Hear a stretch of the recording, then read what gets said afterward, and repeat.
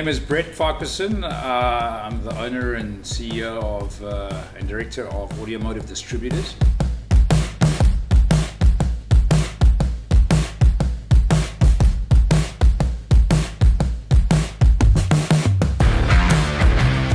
We import 12-volt American mobile electronics, which we've done for 30 years and really passionate about it.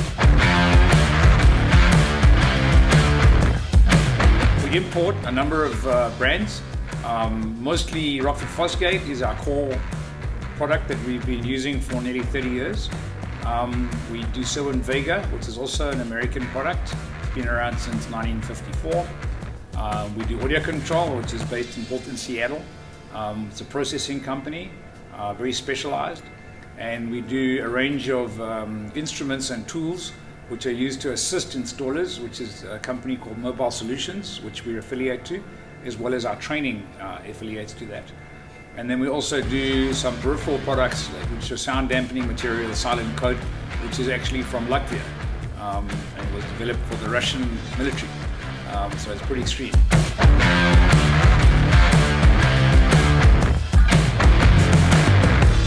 I started my interest in audio back at school, actually, and I mean, everyone at school had some interest, be it DJing, but for me it really was. It was so passionate about just making music sound better. And you know, there wasn't very many applications that you could use music or could play music in other than home. And it always interested me that, you know, how do you get this into a mobile environment? So I started as an installer after leaving school, did electronics, studied electronics, which wasn't my real interest. However, there was no trainings for engineers for doing audio in South Africa in the 80s.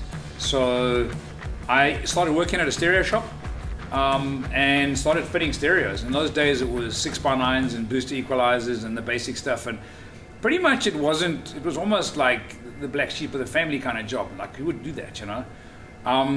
That passion grew to, and you know, obviously figure out, well, how do you add woofers to a system, and stripping subwoofers out of hi-fi speakers and trying to understand the enclosure volumes, and you know, where do you get an amplifier from? They weren't available. And I mean, bear in mind in the 80s, South Africa wasn't exactly an easy country to import to.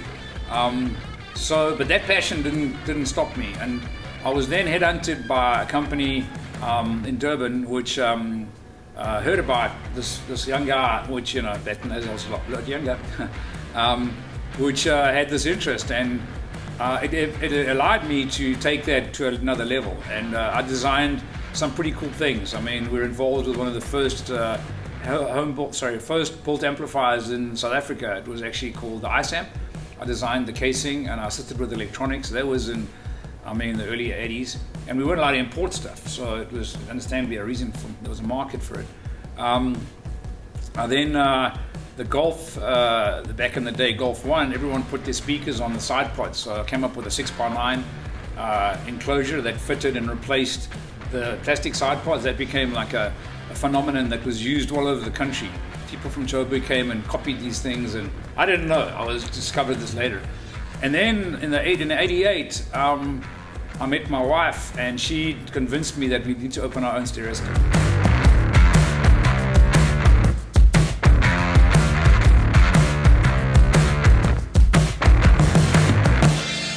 Auto Audio was essentially designed to provide the dreams that I had for everybody else. And we were the first company that started putting in proper subwoofers and amplifiers, and the first events that was ever, in the country. Back in the day when we were doing sound-offs and no one knew what they were, America was doing them. And we had people coming from Joburg. People would drive their car down and they would fly back.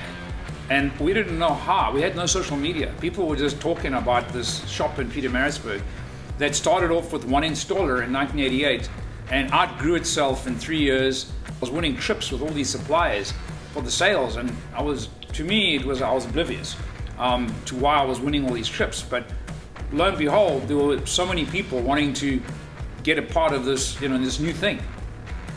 After 3 years, I moved into a new location, 1,400 square meter store.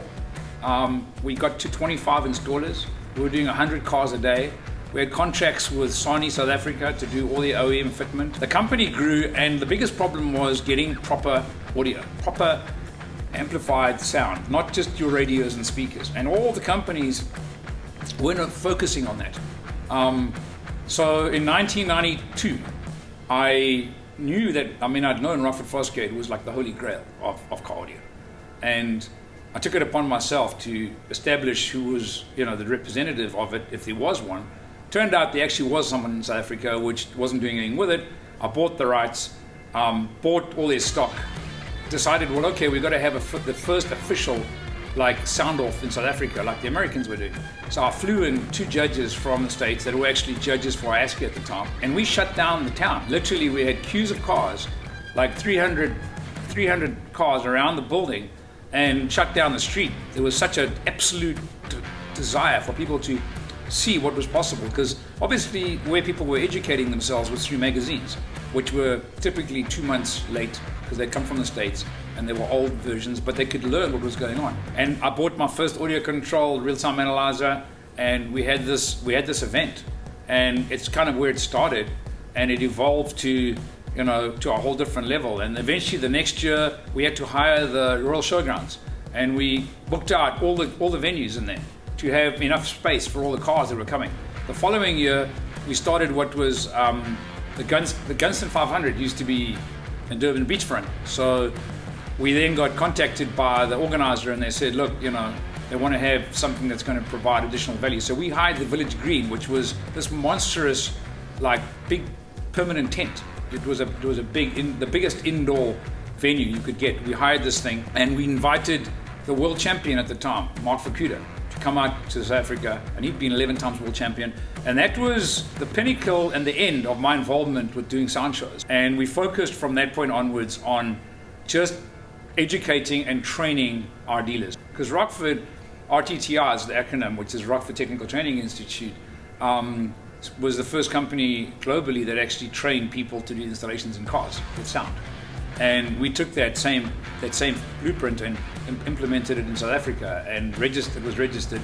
And as time went on, we realized this was actually what was missing in the industry, because retailers never had anyone, no distributor, teaching them. They would just have a rep, give them some product, and it's happening today. And a lot of those companies have become statistics. It's like, I always use an acronym of, well, use the relativeness of a restaurant, where you've got a chef in the kitchen, and for me, if you have the ingredients and the recipe, if you ain't got the chef, you're not going to get people coming back. And that's the problem. So people sell products, they literally give it to the retailers, and they expect them to provide the experience that manufacturer had intended.